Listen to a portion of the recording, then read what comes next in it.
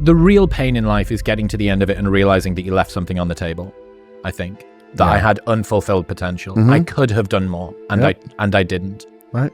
The biggest mistake a person can do right now, no matter in which situation you are, is to give up. You might not reach the best version of yourself in this lifetime, but a better one than you are right now.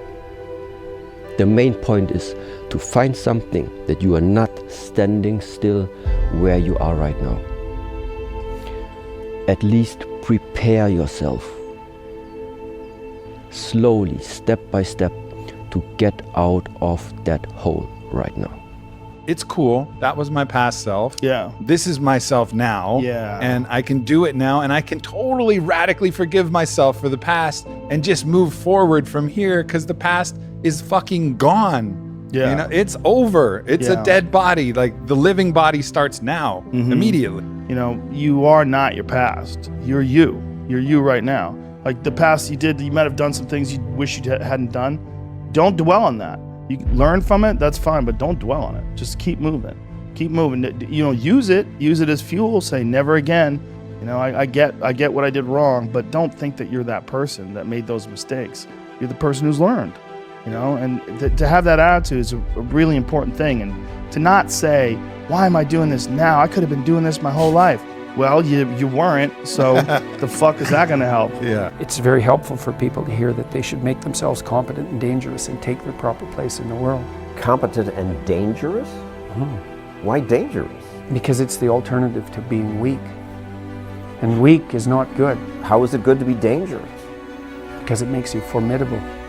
And life is a very difficult process, and it's not you're not prepared for it unless you have the capacity to be dangerous. That doesn't mean that you should be cruel. It doesn't mean any of that. There's a statement in the New Testament, the meek shall inherit the earth. But the meek isn't well translated. It means something more like those who have swords and know how to use them but keep them sheathed will inherit the world. That's a way better way of thinking about it. You have to be powerful and formidable and then peaceful, in that order, right? And that's not the same as being naive and weak and harmless, which is what young men are being encouraged to be. It's like, that's a very bad idea. It's a very bad idea. Because naive, weak, and harmless means that you can't withstand the tragedies of life. Maybe you're a piece of shit. Maybe you want to be nobody. Maybe you're happy exactly where you are in life, because obviously you are. Maybe you don't have the determination to be somebody better than who you are. And if you want to live with that, I'll support you in that.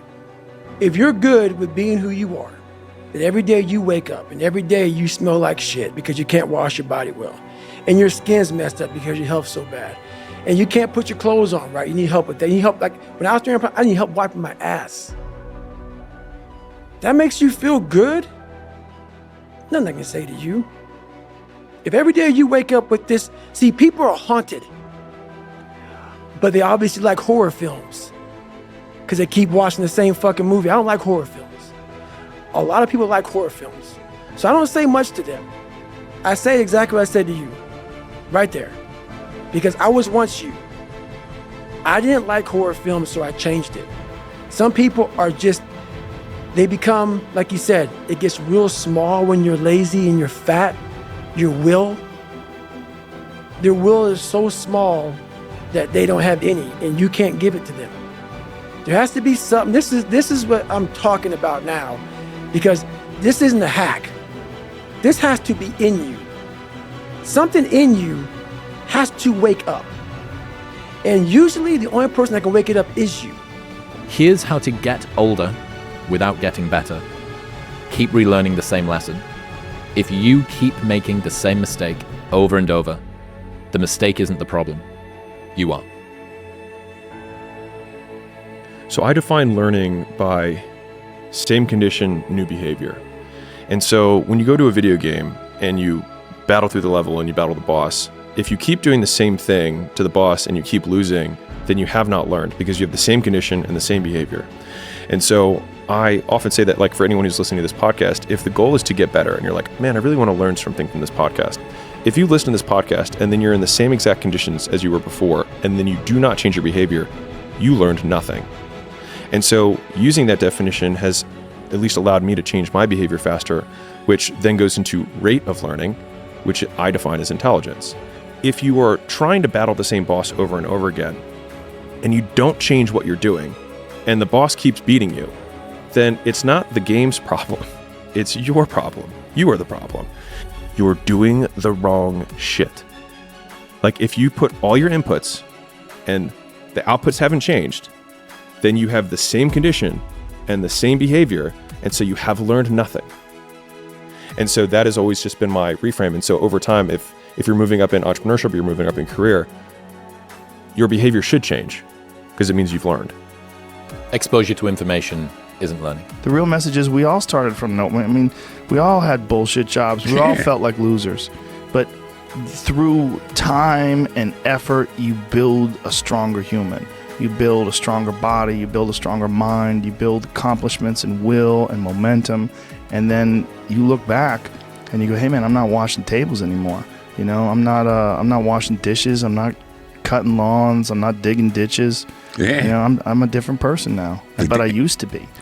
And these desire not to be there, but not to stay in it. That's what. That's the hardest part, right? Is to get out of that rut. When you ain't got shit and there's nothing going on, to have faith then is so difficult. To have faith when you're successful, it's like, listen, bitch, you've been successful for a while. Of course you got faith. Just keep doing what you're doing. That's easy. It's all, it's like absolutely right. It's like you already got up the hill. Now you're just coasting. Yeah. You know, you're just rolling down the hill. Everything's great. That's the easy part. It's all part. smooth sailing. Yep. The hard part is getting up that fucking hill. Especially if you got a dad you're hiding from. Especially if you feel like you're a loser, or you never really had anything in your life that you could look back on and say, hey, I was really good at that. You know, and there's a lot of people out there listening to this. There's so many people that are in that starting point. Like the people that come up to you and say, I don't know what to do. What should I do? How do I do it? Yeah. How do I get going? But you're going to have to figure it out, one foot in front of the other. Exactly. You're going to have to find a thing and keep working at it and get better at it. I'm fine with the good, the bad, the ugly. I'm fine being flawed. I'm fine with all the things that have happened to me that have been exposed. I'm fine with it all. I don't hide from it. I don't run from it. Make some mistakes. Life goes on. Let me figure out life from this point. I'm a life goes on type of guy.